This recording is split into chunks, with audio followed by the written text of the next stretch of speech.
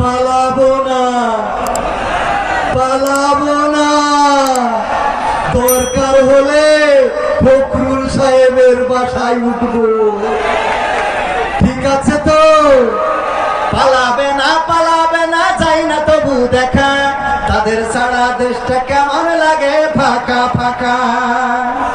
আইন মন্ত্রী আটকে গেল আইনেরই ফাঁকে, দাড়ি ছাড়া দরবেশের ভণ্ড ভণ্ড লাগে। ঠিক না ঠিক? আইন মন্ত্রী আটকে গেল আইনেরই ফাঁকে, দাড়ি ছাড়া দরবেশের ভণ্ড ভণ্ড লাগে। শুনছি কত নেতা নেত্রী হইছে গ্রেফতার, শুনছি কত নেতা নেত্রী খাইতেছে ভাই ডান্ডা, বিচারপতি কালামানিকের ফাটিয়েছে নাই আন্ডা। আমি বলছি না, এগুলো মিডিয়ার খবর। কিসের খবর? পলকের ঝলক গেল, পলকের ঝলক গেল থামিয়ে নেটের চাকা, তাদের সারা দেশটা কেমন লাগে ফাঁকা ফাঁকা, ওদের সারা দেশটা কেমন লাগে ফাঁকা ফাঁকা। কই গেল সেই সংসদেতে মমতাজের গান, কোথায় গেল হযরত বলা শামীম ওসমান? ঠিক না বেটে? পীর ওলিয়া উলিয়ার পর্যায়ে পৌঁছে গেছে, কিন্তু 6 তারিখে কি হবে 5 তারিখেও জানে না, কথা কয় না। এই সব পীর দিয়ে হবে?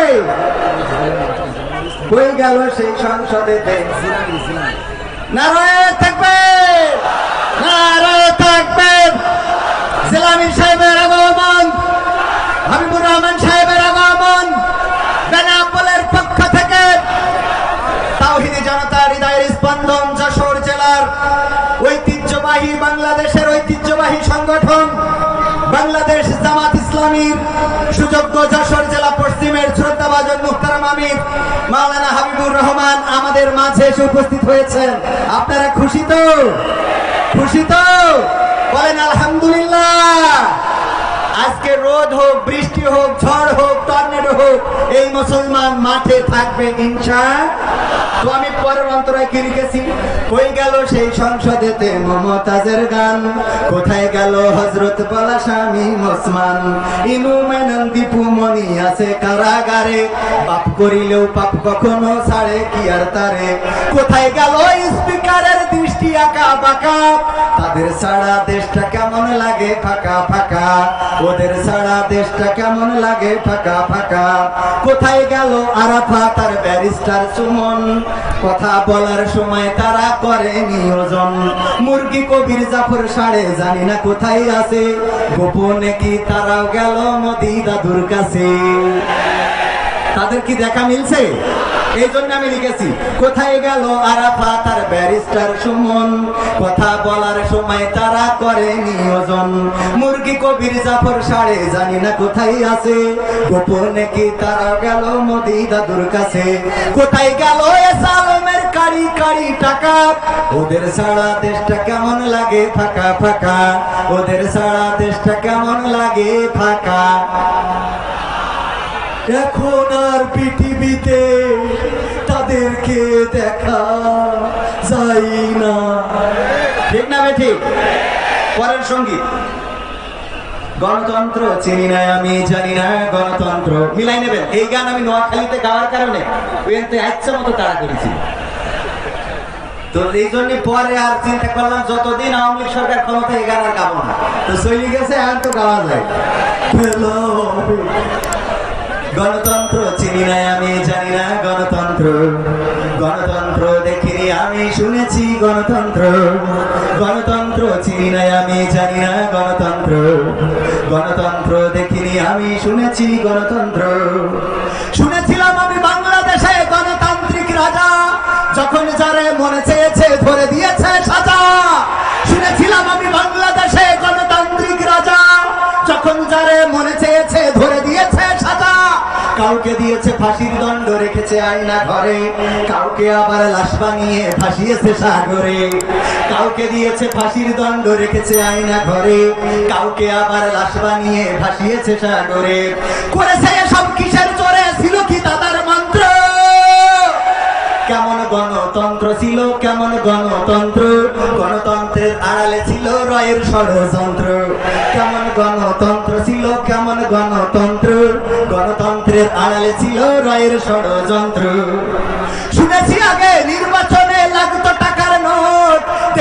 আমি ভোট করিতে লাগেনি কোন ভোট।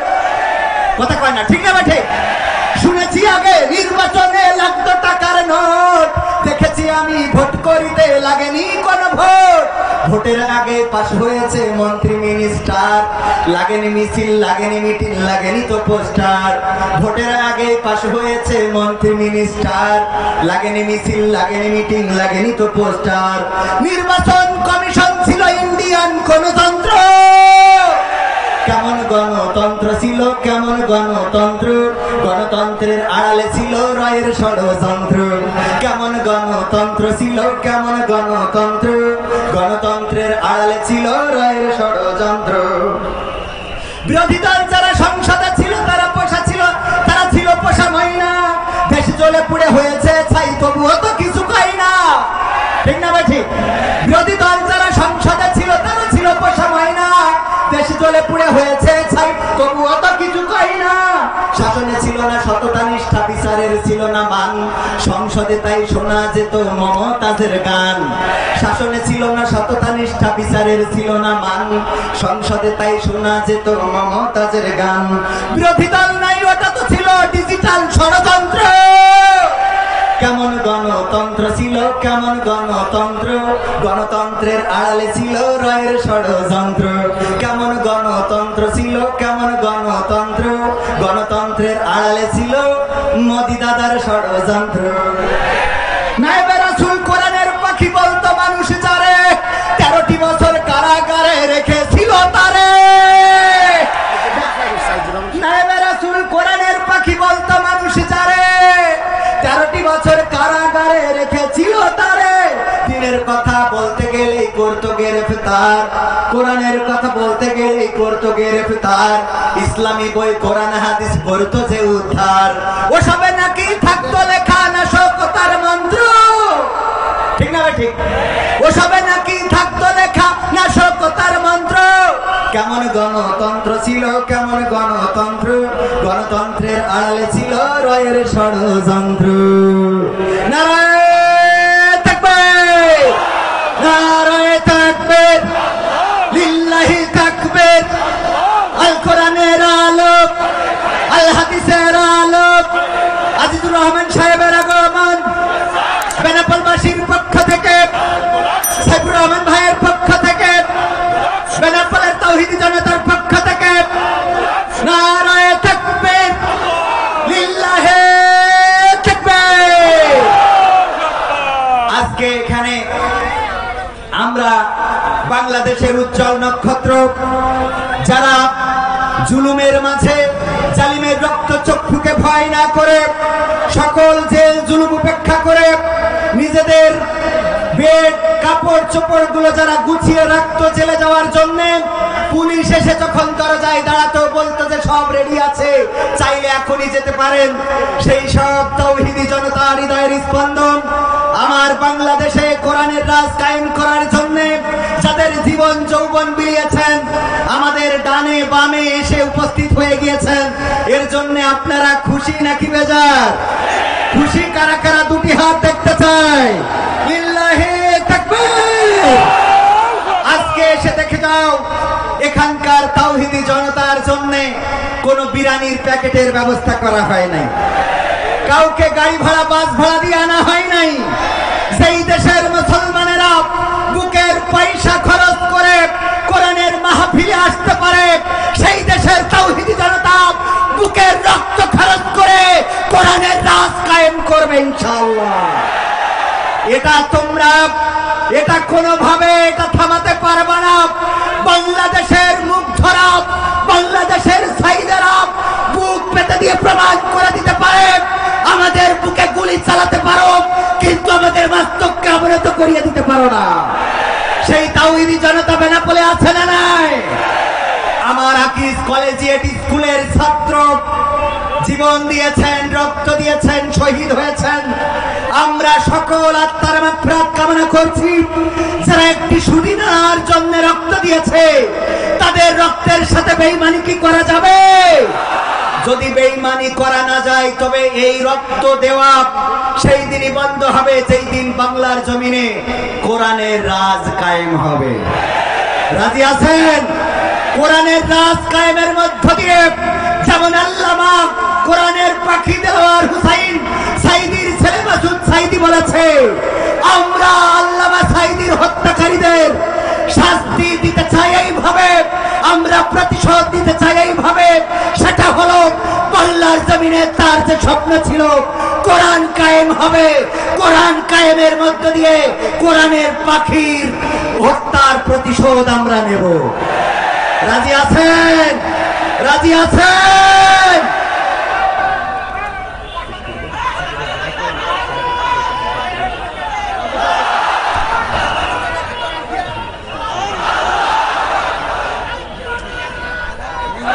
আলহামদুলিল্লাহ আমাদের বাংলাদেশ রক্তে স্নাত শহীদি কাফেলা,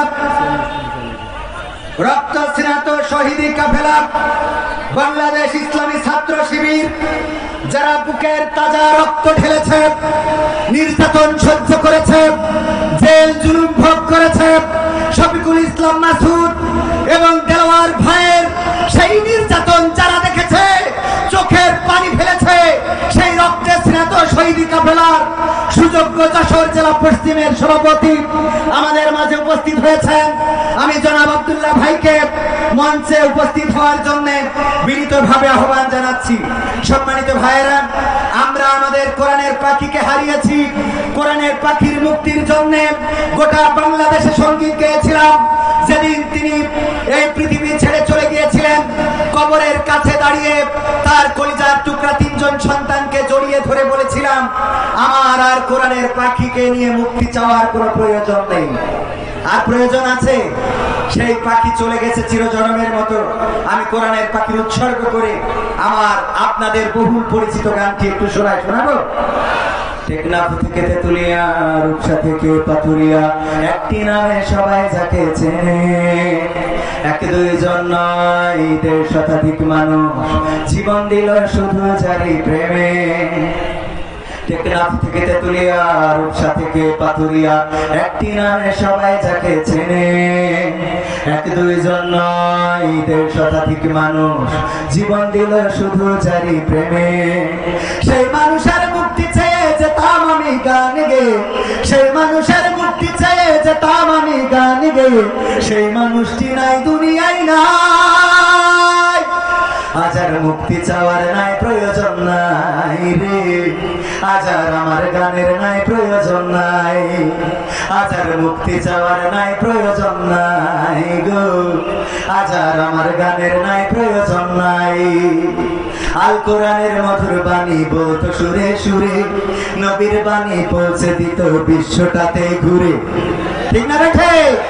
আল কোরআনের মধুর বাণী বলতো সুরে সুরে, নবীর বাণী পৌঁছে দিত বিশ্বটাতে ঘুরে। তার মুখের বয়ান শুনে হতো মুসলমান, বুকের সাথে বুক মিলিয়ে ধন্য কত প্রাণ।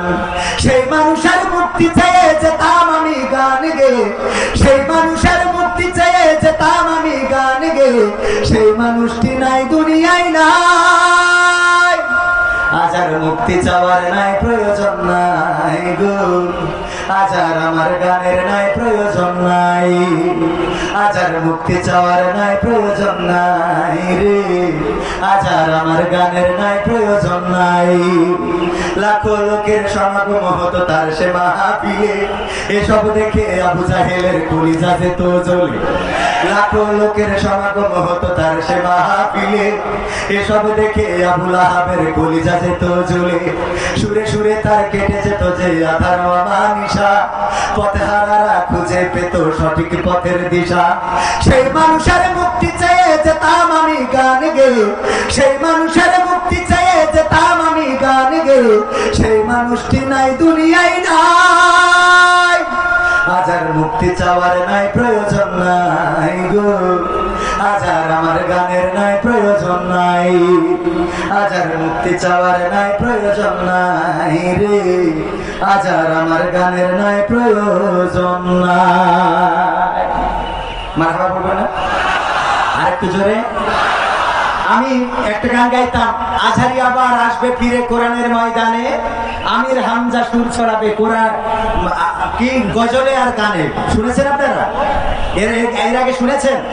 এই গানটা গাইতাম তখন যখন আজারি ভাই এই দেশ ছেড়ে মালয়েশিয়াতে এখনো আছেন, কিন্তু এই মালয়েশিয়াতে থাকতে হয়েছে বাংলাদেশে বাতিলের ষড়যন্ত্রের কারণে। বলেন ঠিক না বেঠিক? আমার আজকের মাহফিলের প্রধান মেহমান যিনি মুহতারাম আমির হামজা ভাই 3টি বছর কারারুদ্ধ জীবন যাপন করেছেন বাতিলের রোষানলে। সেই সময় গোটা বাংলাদেশে যত জায়গায় গিয়েছি যে স্বপ্নটা দেখতাম, সেই স্বপ্নের মধ্যে একটা স্বপ্ন পূরণ হবে না, যে কোরআনের পাখি চেনা জানা সুরে আবার যাবে ডেকে। ওই কোরআনের পাখি আর ফিরে আসবে না। তারপরেও স্বপ্ন কিছুটা হলেও পূরণ হয়েছে না হয় নাই? এই জন্য গানটাকে আরেকটু মডিফাই করে যেটা বলতে চাই, আজারি আবার আসছে ফিরে কোরআনের ময়দানে, আমির হামজা সুর ছড়াচ্ছে ওয়াজে আর গানে। ঠিক না বেঠে? আজারি ভাইয়ের সাথে গত মাসে আমরা মিটিং করলাম, আমাদের রবিউল ইসলাম খুলনা উনিও ছিল সাথে, আমার আমির হামজা ভাইও ছিলেন। আজারি ভাই বললেন খুব তাড়াতাড়ি বাংলাদেশের মানুষের কাছে ফিরবো ইনশাআল্লাহ। বলেন আবার বাংলাদেশের জমিনে ফিরবেন। এই জন্য আমি লিখেছি আজারি আবার আসছে ফিরে কোরআনের ময়দানে।